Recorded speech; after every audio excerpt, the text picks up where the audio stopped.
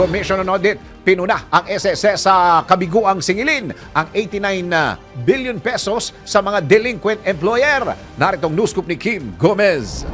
Pinuna ng Commission on Audit ang Social Security System dahil sa kabiguan nitong kolektahin ang higit 93 billion pesos na halaga ng premium contributions mula sa mga delinquent employer noong 2023. Napag-alaman ng COA na nakakolekta lamang ang SSS ng 4.5 million pesos o 4.89% ng kabuuang 93.7 billion pesos established collectibles. Nabatid din ng COA na 103 employers lamang na may delinquent accounts na nagkakahalaga ng 95.3 million pesos ang nag-avail ng installment plan. Ayon sa COA, posibleng indikasyon ito ng leniency o pagiging maluwag sa koleksyon.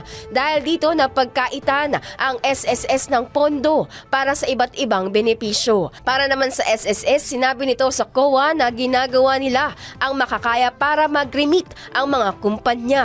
Sa kabila nito, tuloy naman ang 15% contribution rate hike ng ahensya simula ngayong buwan kung saan 10% ang sasaluhin ng employer, 5% naman sa empleyado. At yan ang news scoop. Kim Gomez, nagbabalita ng tama, naglilingkod ng tama.